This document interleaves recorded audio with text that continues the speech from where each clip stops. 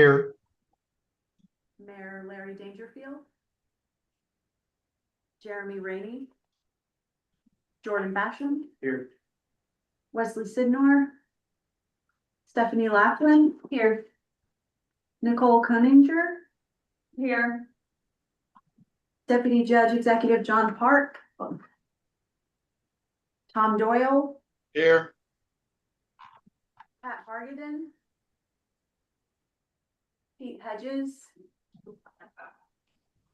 Melvin Phoenix,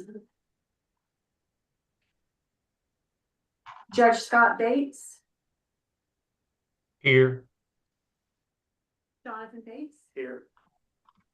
Troy, Present. Jody Bramblett, Judge Scott Travis, Here. Judge John Ogburn, Here. Neil Martindale, Here. Jim Hoskins, Mark Bates, Harry Roach. Derek Willis is here for Terry Roach. I'm just Derek, I'm his last name, I'll call it. Okay. And then we have Mayor Dangerfield too. Okay. All right. Thank you very much. And first off on our agenda is the minutes from the July 8th meeting. So I think those were sent out ahead of time. If you've had an opportunity to look at those, we would accept a motion to approve. Motion to approve. Thank you, Arthur. Have a second? Second. Second. Any further discussion on the minutes? Seeing none, all in favor, say aye. Aye. Any opposed? Like sign. All right. So, I think we've got John Brady on Zoom, and John's gonna give us an update from KIA. Are you there, John? Hey, Mr. Rose, I am. Can you hear me all right? If we can. Thanks for being here with us today.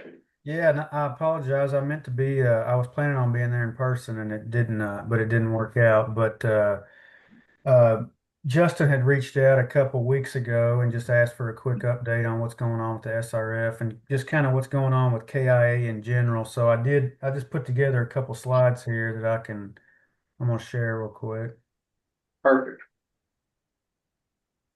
Oh, You should be able to share now. okay. Okay.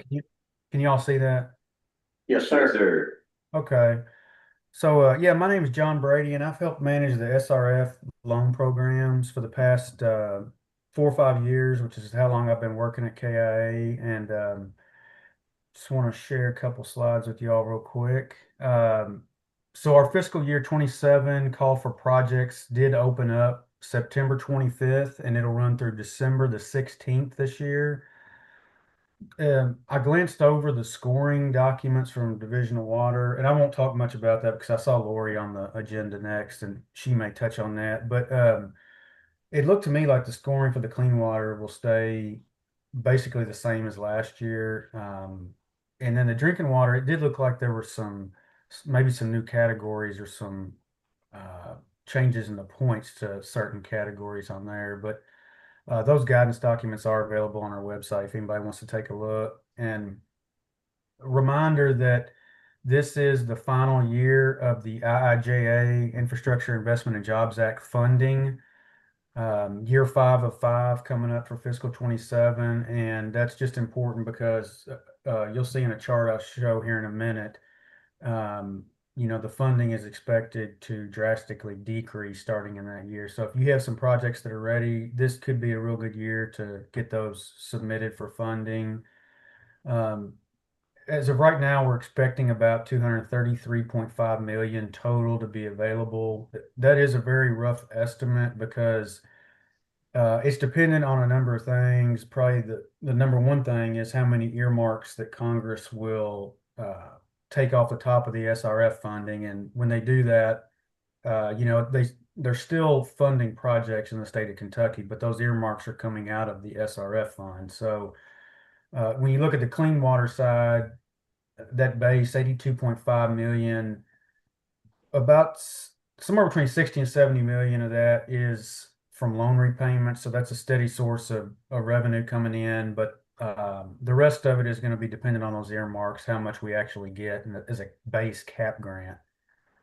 The supplemental emerging contaminants numbers those are pretty firm numbers. Those shouldn't change. And then on the drinking water side, for the base, just like clean water, that's going to be dependent on the earmarks.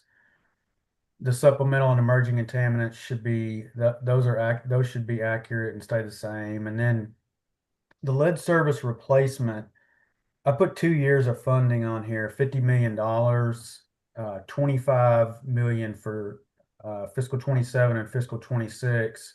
And that's just because we haven't had a lot of lead service projects been submitted yet.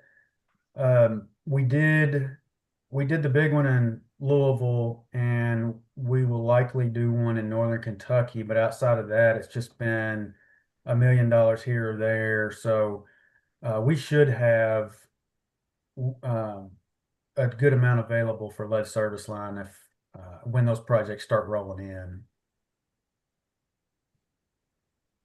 And then, so this is a chart that shows what we've been referring to the last couple of years as the SRF funding cliff. And you can see why when you take a look at 2026 there. And this chart shows federal fiscal years. So when it shows federal fiscal 26, it's actually state fiscal 27. We're constantly bouncing around when we're looking at which fiscal year we're in. But you can see what happens there that following year. We go from, on the clean water side, 45, 50 million down to 10. And on the drinking water side, 80 million down to next to nothing. And really, if it stays like this, and anything could happen over the next couple of years, we're not sure. But if it does stay like this, then we'll actually have less funding than we did pre-IIJA or bill, because back in 2020, 2021, those earmarks weren't being taken out of our base funds. And so, and again, who knows what'll happen? There's been some whispers of additional funds being available for some of these programs or for another program in the future. But there's also been a lot of talk about, the federal government wanting to kind of make a shift towards the state paying for their own infrastructure. So, it's just, we'll see what happens. It's hard to tell right now, but this is kind of what the states are anticipating going forward. And then this is a chart that shows, the increased demand that we have seen over the past 10 years. If you go back to 2018, total projects submitted between clean water and drinking water, you're looking at under 100, whereas, you fast forward to 24, 25, 26, now we are over 400 projects that are being submitted. And we are expecting about the same this year. And there's a lot of reasons for this increased funding. Of course, we've had all our additional programs, all our additional funds. There's been all the grant funding that's been out there, the line items, the clean water program, the extra CDBG, just all the different grant funds that have been available. But the problem is, we have all this extra demand, and the supply is going to significantly decrease. So we're going to have to either hope for more funding or some new programs, or get creative to try to figure out a solution for it, because the supply and demand problem is going to be an issue going forward if this continues. It'll be interesting to see how many projects we have submitted, once the we go from 7 cap grants down to 2. If this number starts to decline, or if we still see all these projects being submitted each year. And then just a couple general updates from what's going on at KIA. That the government shutdown. Everybody's familiar with what's going on there, but it really hadn't had an impact on us yet, other than a lack of communication with EPA. They really haven't been available for any type of discussion or meetings or to give us many updates. So we're just kind of checking online and with different people to see what's going on there. But our draws are still being submitted and they are being approved by EPA, and we do have plenty of funds. We're not sure exactly what'll happen if the shutdown continues, how that'll impact us, but for right now, we're everything's all right. So if you do have projects that need reimbursement for anything, keep sending those in. So CIFA, the Council of Infrastructure Financing Authority, that is an organization that lobbies on behalf of the SRFs. And every state in the country has an agency that is similar to KIA that administers these programs, these loan programs. We get together twice a year, once in the spring and once in the fall, and we actually meet. We're going to meet next week in New Orleans, and there'll be representatives there from every state, usually every region from EPA, and a lot of people in the water industry, the bankers, the project engineers, the project administrators, and really it's just a good chance to get together and kind of brainstorm and hear of what's going on in Washington, what's going on, what's working in other states, what's not working in other states. Talk about the issues with funding, what we're going to do, how we're going to plan for the future. So that'll happen next week, and it'll be a good opportunity, especially with everything that's going on right now, to meet and try to come up with some solutions to everything. Then, of course, we got the Cleaner Water Program grants, that the December 31st, 2026 deadline to spend all of our funds. And I think this is going to be something we're working hard on coming into 2026. I'm sure you'll be hearing from, Julie and Debbie and some others in our office if you haven't spent your funds yet, because I know the number one goal that we have is, of course, not to send any of this money back to the federal government. So we've really been pushing that December 31st, 2026 deadline at every meeting. And then the Kentucky Water Program is going on right now. That I heard this morning that all the projects are almost finished being scored and reviewed, and that list is due this month to the governor's office for review. It'll go then to the KIA board for review, and then the state legislature. It's due to them in December. Sometime during the next legislative session, that list will become final.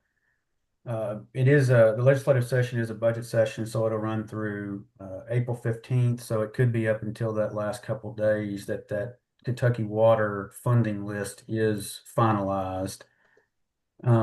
I think we have between 50 and $60 million available, and around 400 million or so was requested. And then the legislative session this year, this is going to be a real interesting session. We're going to be keeping a really close eye on the infrastructure funding. It could be really impactful for KIA and then the state overall. Like I was saying earlier, with the federal government seeming like they want to make a push towards the states funding a lot of their own infrastructure, it'll be interesting to see how the General Assembly kind of what their plan is for that. And I know since I've worked at KIA, every budget session, we have either gotten additional funds for our existing programs, or they have created new programs for us. So we'll just be keeping a close eye on that and kind of see what happens there. So that's really all the updates I have from KIA, and be happy to if anybody has any questions or comments or anything. Yeah. Thank you, John. Thanks, John. Questions? Gordon, John, this is Jordan Basham with Louisville Water. Regarding the December 31st deadline, we've nearly completed all of our projects, but we have a couple big ones ongoing. Some of our smaller projects ended up coming in somewhat under budget. Can we still take any unused funds on a given project and move it to a completed project and move it to an active project to spend all the money? I can't tell you 100% on that. I mean, I would think so in my mind. I would think yes, if you wanted to move that to another project that you're already working on. Is it a project that you've already received additional cleaner water program grant funds on? Not from the original allocation. We need to like reallocate or do any supplemental funds. But These but are is it, just- are you talking about moving the cleaner water grant funds from one project to another project that has already received cleaner water? That's right. Okay. I can check, I'm not. I'm on. Hey, John, I'm on. This Okay, is thanks, Debbie. Debbie. Hey, Jordan. So right now you can do a reallocation. So what I'll do is I'll shoot you an email and I'll send you a form, and you just fill out that form for me. But now the only difference is it does not have to go back to consensus. I just need your authorized official signature, okay? And Okay. send that in to me, and I'll walk you through the process. All right, thank you. All right. Any other questions for John? I did want to mention though, the December 2026 deadline for the cleaner water grants. You want to try to do everything you can to get your final draws in like in November, because it takes a little bit to process. Make sure nothing goes wrong so you don't lose anything. Thank you, Don. Okay. All right, we'll move on down the list. So Lori and John, are you here as well to talk about SRF? Lori's right here. So, sorry, I didn't see John, and there you go. So who wants to kick it off? It doesn't matter. I can go ahead and, because there's not much on the clean water side. We're Okay. pretty much the same as last year. Okay, Lori, we'll let you start. Okay. Ladies first. Good afternoon, Lori Dials with Water and Water Infrastructure Branch. I've been working with the Clean Water SRF for quite a number of years, and I'll just kind of leave it at that. And I also coordinate the SRF environmental reviews and the facility plan program too, if y'all need help with those. Really the clean water, nothing changed. The point value didn't change. We just tweaked some of the narratives, just kind of make it easier to understand, especially under the planning needs. I was going to, Justin, can I share a profile just so it's easier so you all can see what boxes and stuff I'm talking about to make sure that all your boxes are checked and let me see, get that up. I don't know who this is. I just kind of picked one. Let's see, am I sharing? Okay. We can see it. Okay. Apologize. I don't know who, I just kind of grabbed one out of y'all's thing, just so I could kind of go through it and tell y'all what we're looking for the narrative. Just be as detailed as you can, especially very specific, what you're adding, all your components you're adding, anything being changed. We just need a lot of detail, even in your energy efficiency components, if you could add those to this as well. That way, if we can make sure that it's part of your project, because all that will count. We can count it.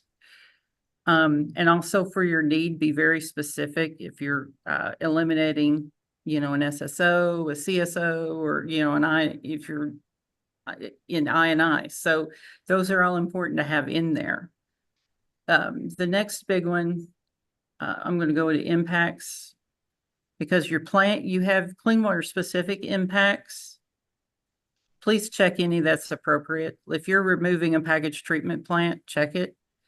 If you have no NOVs, make sure you check that box. And if you're drinking water source, that's fine, but check all that's that's applicable to your project. That helps. All these boxes that are checked helps in the ranking. As John mentioned, the number has increased every year for ranking, and it's taken a little more time, and sometimes our deadlines are a little bit shorter. So we want to give you all, enough time to review these appropriately and score them appropriately, but it helps if we can go ahead and, if things are checked correctly, there's enough detail in your narrative. Like planning needs, check everything that's going on, what your project entails. If it's an extension or rehab or whatever, just make sure the appropriate boxes are checked. And then the big one, the next one is components. We still see some profiles that your components doesn't match your narrative and the mapping. The all three do not match. That's really hard to score a project if they don't, because we really don't know what's going on. And we've had to bypass a few in the past just because they were confusing. We weren't sure. I mean, the whole goal of this is to get you as many points as we can, so that you can rank high enough to get invited to funding. The other big one on this, again, sanitary sewer components, just check that's appropriate. Your security components right here, cybersecurity, if you're installing new SCADA or upgrading SCADA, check that box and please add it to your narrative again, and you'll get points for cybersecurity. That definition kind of changed in the Clean Water SRF eligible project list this year. So our definition in the priority guidance document kind of changed a little bit to include that information.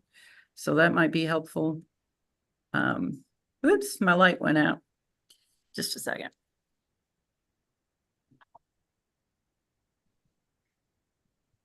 There it goes.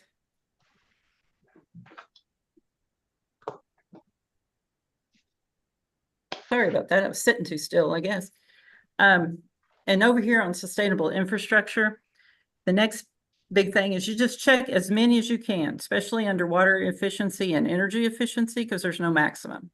So it's 15 points every time you check a box.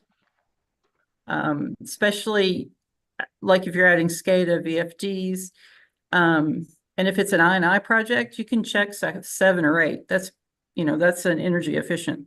You're reducing, pumping for the I&I, the extra flow coming in. So anything here, check it. And then also mention it in your narrative. That helps us understand, okay, you've got this, we can count it. The other one, the big one, is your asset management. Please upload your documents. Check the box for CIP, asset inventory, or strategic plan. But the big thing is you have to upload your documents before we can count it. And this year we have a verification form on the clean water side. So if that's easier, fill that out and sign it and upload that document and we'll count it. And the same with your rehab fund. So that's pretty much it. The big thing is just make sure you have a lot of detail in your narrative and your need. And then check all the appropriate boxes. And another note, if you all want to contact us and we can walk through these with you and review them and see, what your score is going to be or what we can help you with to try to make these better or, more points or whatever, what we need. All the work we do on the front end will sure help when we're doing the official scoring, because there's a lot of projects and we want to just be thorough, but this will help if you want to contact us or contact Justin, we can set up a meeting or a phone call and we can go through your profiles and help you with that. The other big item on the clean water side is just let you all know that we count water quality impairments. Water quality impacts is another big thing on the clean water side. And that's all depend on the location of your project. So that's where a lot of the points come from, but it's just dependent on, if you're near an impaired water. So that we can't really change, but these other items we can. So like say, just call us if you want to go over your profiles before you officially submit them. That's fine too. And if y'all have any questions now, that'd be fine, and I'll shut up so Sean can go. I don't want to take up too much of his time. Any questions for Lori? All right, well, thanks again, John. Thank you. Where do you need me? Should I Where- there or right here? Am I good or? You're good right there. You want me? All right, so, hi, my name's John. I'm relatively new to the Division of Water. I just started last summer, about, well, of 24. Okay. So I'm still learning the ropes, but one of my duties is to be on the drinking water side of things. So I do have some experience with how we, rank our projects. And so, Lori covered about 95% of what I was gonna say. So I'll try to go quickly here. One thing with us is that, when a project is submitted, one of the first things we're looking for is to see if the system has technical, managerial, and financial capacity, because those are requirements. And that information is determined during the sanitary surveys, which is another one of my duties. The system needs to have technical, managerial, and financial capacity in order to be eligible for the project, unless the project has helped the system gain technical, managerial, or financial capacity. So, take a look at your previous sanitary surveys and see if there's anything in there where, especially like had been mentioned with regards to planning documents, capital improvement plan, asset management. Those are important documents to have. And again, for the drinking water side, we can also accept the, asset management certification form. So, make sure that gets uploaded. But let's see here. So on the drinking water side, we cannot fund projects that are for growth, primarily for growth. Which is to say, future growth. If growth has happened in the past and you need to catch up to the demands of your community, that's a different story.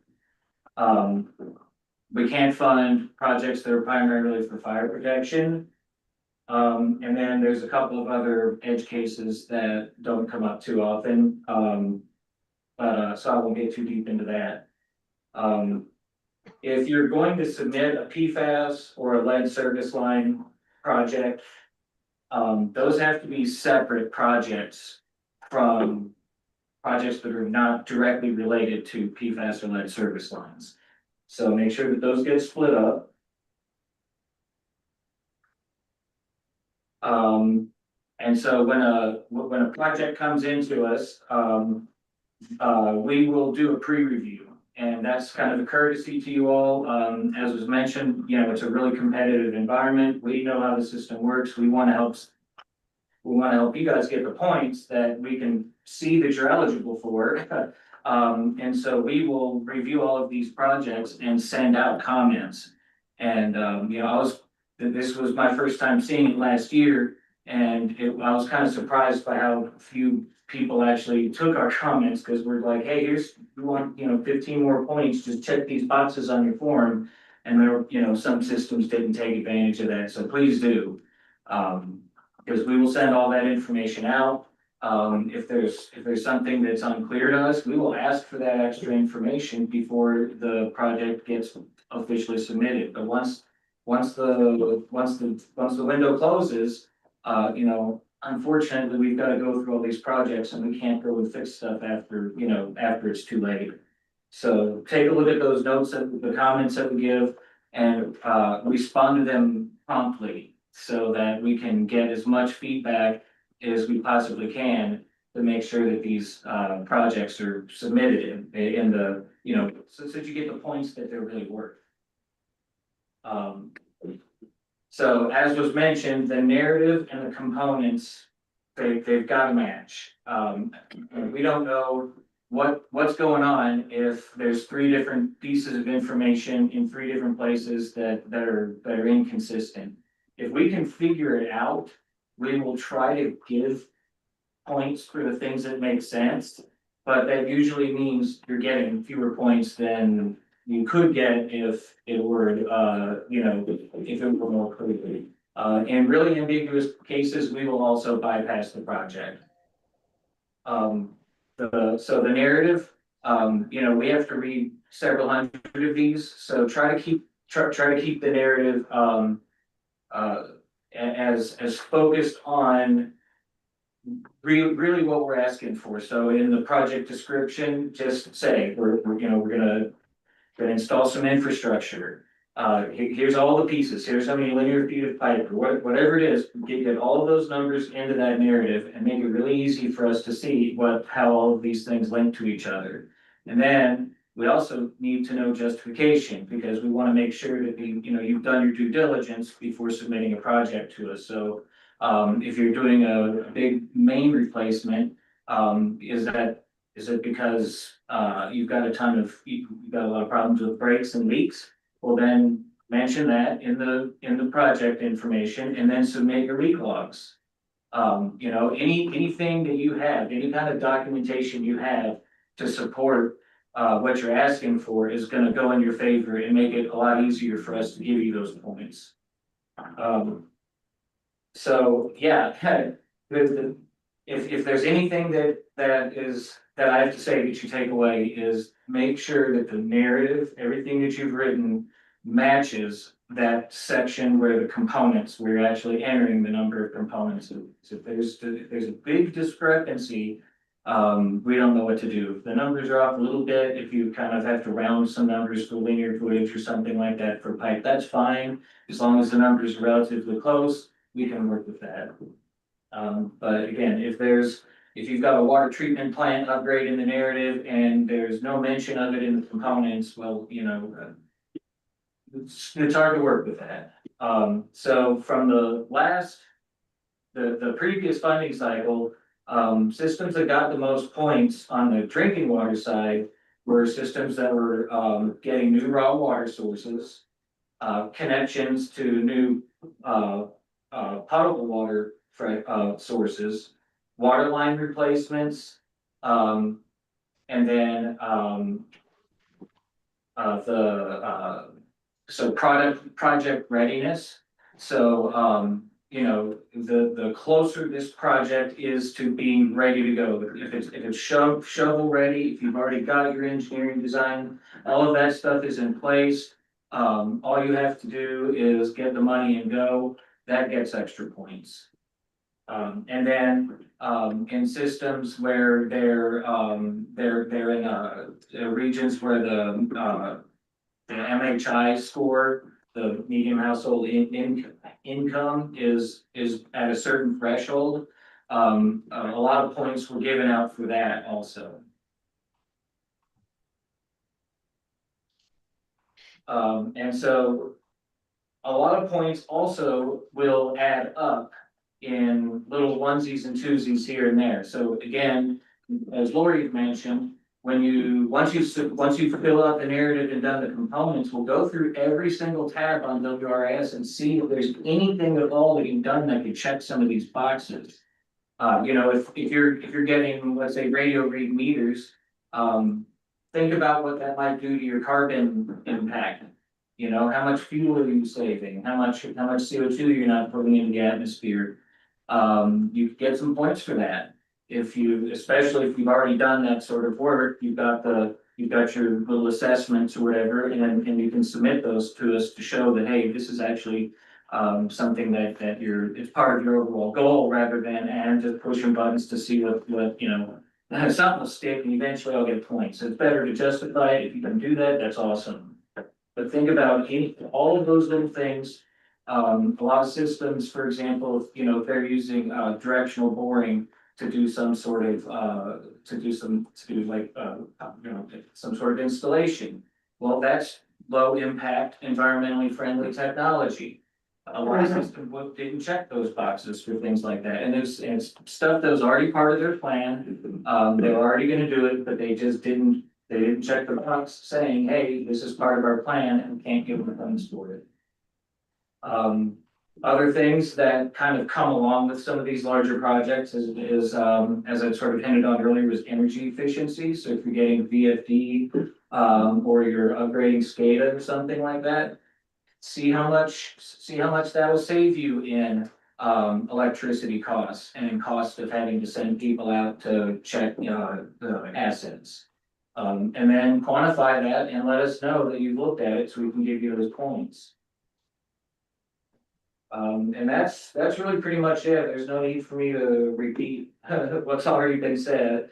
But yeah, like I said, if there's any takeaway, just make sure the narrative and the components, and then if there's, actually, she mentioned, I forgot to, with the mapping, that all needs to match, because we will go through projects and look at the GIS. And so that hits on the looking, we don't want it to look like it's for growth. So if there's a project that's installing pipe that's, gonna be running through some farm field, that looks an awful lot like, someone's gonna develop that and turn it into an industrial park or something like that, which isn't, what the SRF is for. So make sure that if you are putting in linear features, make sure that those are mapped out so we can look at them. Where, oh, sorry, can I ask a question for, okay. Where do you draw the line between a project that is for growth on a local scale versus a project that is regionalization focused and will support like 50 years of economic development, annual growth in an area, like a big area of the state? Like, what's the delineating factor between those? Well, so for us, we're looking for systems to be brought up to where they need to be. So if they're saying, hey, we have the ability to serve 10,000 customers, but we've got 15,000 of demand, we need to upgrade our plant, we need to install lines or whatever to reach those customers that are already there. That is what we're looking for. Or is this like, hey, we're anticipating future growth, we're anticipating more people to move in. If it's for something that's not already there, that looks like future growth to us.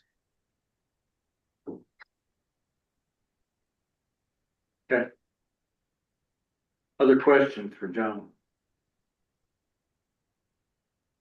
Appreciate you taking your time being here today. All right, thank you so much. We're gonna move right on down the list. We've got several other things to cover. And Justin, I know we've got some new projects. You wanna talk about those? Yes, Chairman, we do. Great. Thank you for pulling that up for us. We're gonna start in Bullitt County with Louisville MSD. We have Stephanie and Nicole join us today. If you all wanted to cover these two new projects here. The first one is the Jewish Hospital Pump Station Elimination Project. Sure, and my descriptions for these are gonna be strikingly similar. That's a good thing. So for Jewish Hospital, this pump station elimination, this is tied to the work that we're doing in Bullitt County related to the sanctions that are in place and capacity need to eliminate SSOs.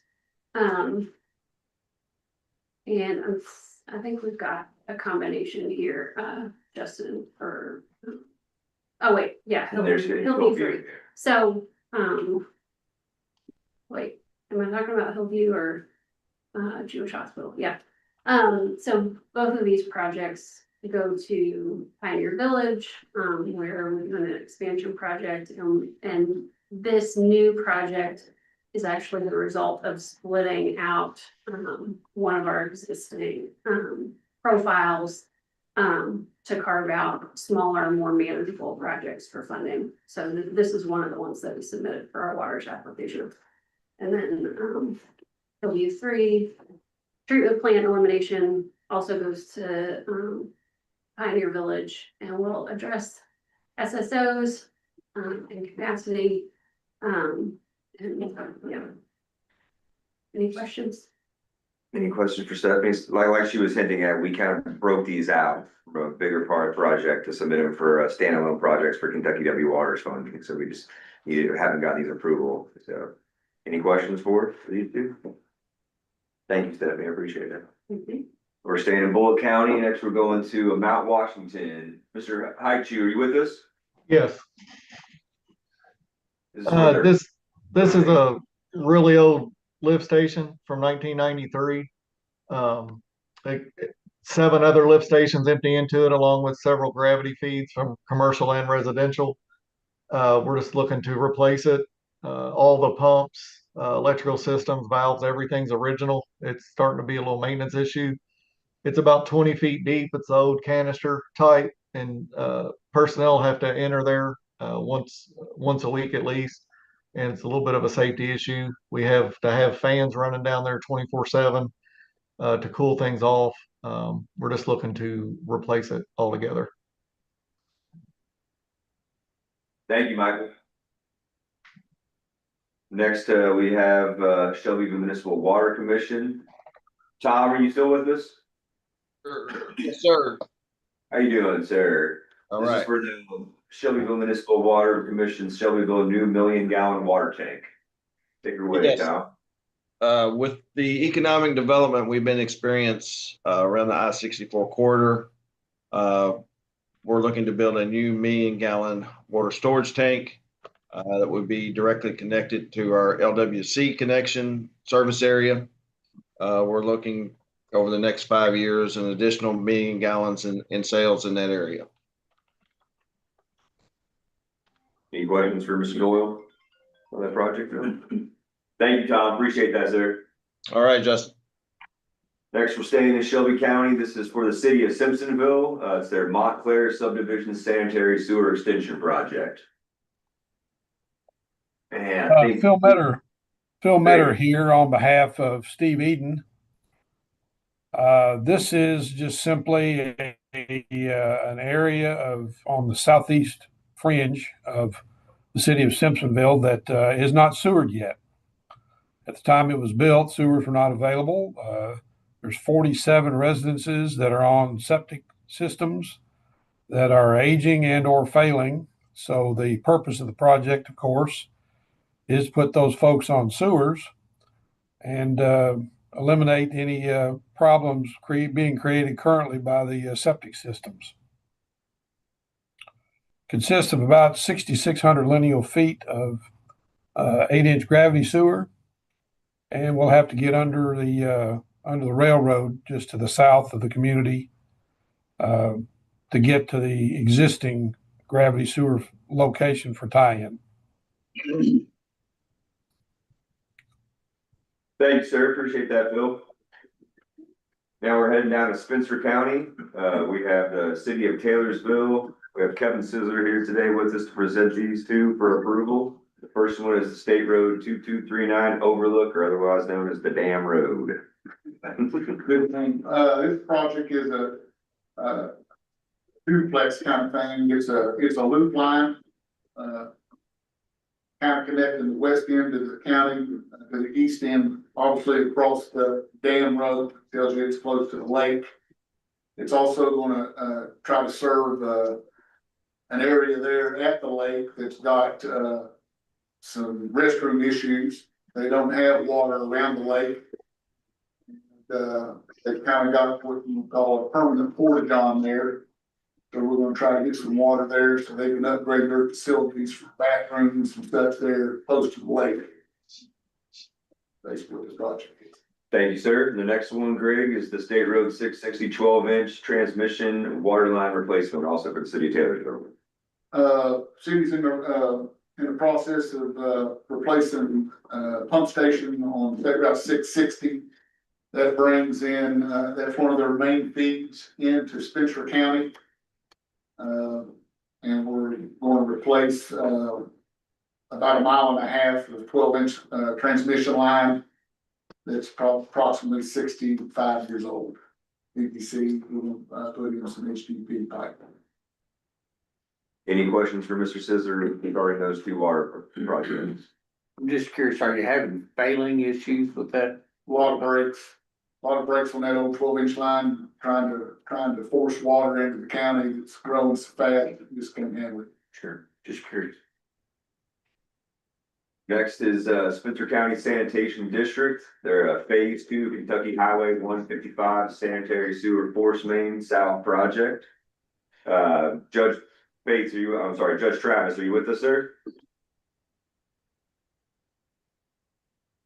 Bill Drury's here. Oh, Bill, okay, I don't know if you're gonna be able to join us or not. Bill, Yes. can you please present this to the council for their approval? Yeah, what we're doing is, we as a little about 2 years ago purchased an old top flight package plant. That was phase 1. Plan to phase that out.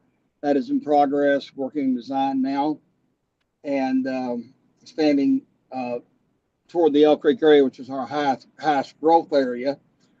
And this phase here is phase 2, which will go back toward Taylorsville. We have some planned schools there. We have some higher impact areas that have had some issues with septic systems that have failed, been repaired, and questionable lifetime existence of those systems and future systems in that area. So we're accomplishing 2 things here on this project. That is to continue to upgrade the system, plan for future school system here in the near future, expansion of possibly 3 schools, and also some failed areas with septic systems. Thank you, sir. And that leads us into the phase 3 of this project, which is also known as the phase 3 Highway 155 sanitary sewer collector main north project. Take it away, Mr. Drury. Okay, the north project actually starts right at the crossroads of 55 and 155. That's the same area that the south project starts at. Our phase 1 project has a pump station in that area. What is south will come north to that station. What I'm talking on in this case is the northern side of the project that will come basically from the area of Jefferson County line eventually. This phase will not go that far, but it will take care of the immediate need north coming south to the pump station at the intersection.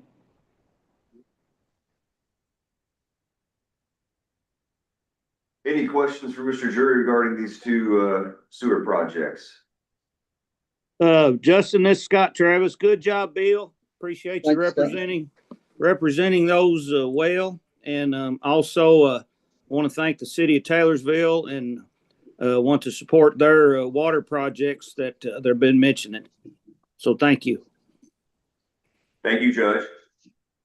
Staying in Spencer County, we have Kevin Scissor, who's going to present another sewer project. This one's called the Lee Stevens Road Force Main Project. The city's got 2 force mains pumping around the city. The growth that they've got around the city there is just an upgrade on a force main going out to the plant. They've got, like I said, they've got two pump stations that's coming to the one line that we need to upgrade. And then lastly, we're heading up north to Trimble County for the Hardy Creek Pressure Improvement Project. And I do believe that I'm here. Yeah, I'm here. Justin Derek Willis. I'm the operation manager here at Care Details. If anybody doesn't know me, Terry's in their commission meeting, so I'm filling in for him right now. What we're looking at for this project is that it's prone for a low pressure area. We extended this line out about 5 years ago. People didn't have water. They were on wells. Come to find out, with not having both ways of back feed, the pressure stays pretty low. Doesn't take but a small leak to get them out of water. So what we're looking at doing is taking a line that's coming over the hill from the tank, putting a PRV station in for that, and be able to double feed to get their pressure up so we can get this problem solved for them. Thank you, Derek. Appreciate that. Those are all the new water and wastewater projects that we need council approval on. Any other questions for anyone presented? Hearing none, I'll entertain a motion to approve these 11 projects. Motion. A motion. Jim Sunland, second. All in favor? All right, moving along to our rankings here. It was a pleasure to meet with all of you all in the month of September for all of our County Water Management Council meetings. to compile all of the rankings. I sent those out to you all last week. They're also included in your all's agenda packet, along with all of the county water and wastewater rankings. So I guess everyone has had a week or so to review those. Thanks Kevin for those. You have a great day. Take care, buddy. I didn't get any emails, besides one, so I think we should be good. But if anybody has any questions regarding those, we'll look at those. We had, 45 drinking water projects and 33 clean water priority projects on this year's rankings. I'm not gonna go over them in detail. There's, like I said, 88 projects here, or 78 projects here. So if you all wanted to have any questions for me regarding those, or Let's just see if anybody has any questions for Justin. If not, we would entertain a motion to approve the projects as submitted. you have a question, Kelly? I caught one more update. Okay. My fault. Number 4 on our Bullitt County rankings doesn't, reflect that combined cost. Oh, yeah, okay, no worries. Yeah, so that's, about 7 million instead of 1.7. There's no changes to the rankings. Yeah, so this is just on the Bull County wastewater number 4. Oh, yeah, I had kind of moved on to the regional ones. That's the only reason why that had, yeah, but I'll make sure I'll update the estimated project cost for the Bull County pump station and treatment plant eliminations. Let's do them in 2 motions. We'll do a motion for the sewer rankings and then a motion for the drinking water rankings. So Stephanie, was that a motion? A motion. With that Motion. correction? Yeah. Thank you, Stephanie. Do we have a second for the sewer project? Second. Mayor Dangerfield, No, thank you. Any further discussion on the sewer project rankings? Seeing none, all in favor say aye. Any opposed, like that? Thank you. And then let's move to the drinking water side. Does anybody have any corrections to the drinking water projects? Any questions on those? Seeing none, we would accept the motion to approve the drinking water projects as submitted. Motion. So moved. We have a. We got Make Judge a Travis. And there. Okay. John Bates. Yeah. So any further discussion on that? Seeing none, all in favor say aye. Aye. Any opposed? All right. Back to you, Justin. I do not have much. I just want to thank John and Lori for being here. So the SRF is now, that was a very thorough description. We all know. We just get started on SRF as soon as possible. I've already held one meeting with Mount Washington and Division of Water and KIA staff to go over their projects. But I think the major takeaway this year is make sure that the narrative reflects anything in the components and the impacts. Let's make sure that those are definitely together in all of our project profiles, and that the narrative is not too short on information or any background anecdotal information, so we can all have those as clear as day for when Division of Water reviews those. We always do pretty well in the turnaround whenever they come back with their comments. So just make sure we stay up on that. When I do get those out to you all, please respond as quickly as possible, because the quicker we get those comments addressed, the better we can make sure that we're not leaving any points on the table. So SRF season is upon us. Please reach out to me. Division of Water and KIA are always great to work with and to hold meetings to go over anything. We might want to look at some combining projects. The combination of projects will get you higher points, more points to score higher. And cleaner water. Jordan, I'll get with you and help you navigate that with your the cost that you have on the table still. We can get those reallocated to another project. Debbie and I can help you with that. If anybody else has any questions about cleaner water, I think I got a spreadsheet from Debbie about a week or so ago, and there's only about 6 or 7 projects left on there that we need to get the funding and get the draw workbook generated for. So I think we're in pretty good shape in our region. So thank you everyone for that. And that's all I got, Chairman. All right. Can I add one thing to that? Sure. So for criteria on the project profiles, some of that is tied to mapping. So if you're a system that recognizes a GIS person, they can provide me with a shape file. Just give me a call and shoot me an email to give me some of the technical specifications on the mapping, just so we can make sure it's as accurate as possible. And for the asset management plan, since there's so many points that it's tied to that, that verification form is great. We'll just move forward with putting the verification form as what we need to update in there. Once that is put in, just get with me about any other information that you all have for your strategic plan, asset management plan, asset inventory, so we have that on file. So then when Division of Water is reviewing those, if they have any questions or need any more information, we don't have to bother you all about that. So I'll be glad to fill out that verification form, which is on KIA's website on your all's behalf. But let's just make sure that you can give me the actual information for your asset management plan in a timely manner so we can have that on file for when they do come back with any questions. Okay. All right, any county updates? Anything anybody? Any other business that anybody needs to bring up? Please. Question, Justin, I have a project that's pending in RIS that I need to do e-clearinghouse for, but I can't until it's approved. Did it need to be approved here? Which project was that? Our brick sewer rehab? It used to be Western Outfall.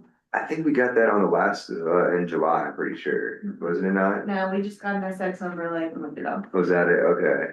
It was. Let me see which project, We got it. yeah,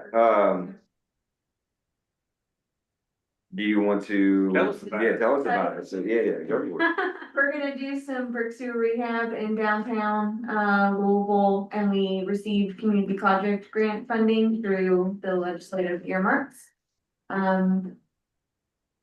That's It's pretty mainly, much we it. just needed it for the clearinghouse, I need it for basically. the That's, I clearinghouse remember for now, yeah. So For the approximate dollar amount for that. We thought a little shy of $1 million. Yeah, Nine Six, hundred 9.8, yeah, Okay. million. Yeah. So anybody feel comfortable making a motion to approve that project? As discussed. Make a motion. Jim, Quick on the draw. Jim's getting the motion. yeah, Jim and George. Like, Sounds like a family feud moment right there. Any other questions about the project? We're happy to get that approved and get that in there, so. The asset management. Yeah, No longer pending. all in favor, say aye. Any opposed? All right, thank you. congratulations. It may go in.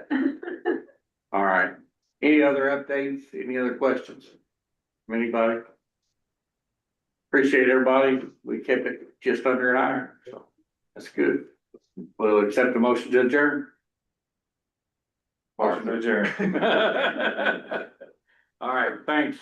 Thank you, everyone.